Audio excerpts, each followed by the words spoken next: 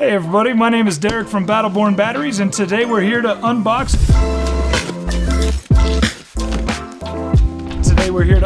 our BB100 12 heated and show you some of the protections that we take on our side to make sure the battery gets from us to you safely. If you can see on every box, we do have our UN 3480 rating. That is needed for any shipping of lithium batteries across the US, and we're here to show you a little bit about what we do to ensure that that happens.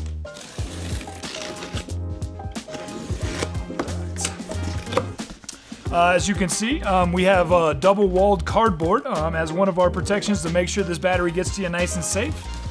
Inside every single battery, we are going to have a QR code to pull up the manual and go through some of that information for you. And then in each box that we put it in, we have our padding conform to the size of each battery in order to make sure that there's no shaking, jiggling around, and make sure it gets to you. Inside every battery as well, it comes with its own nuts and bolts. Nice and light.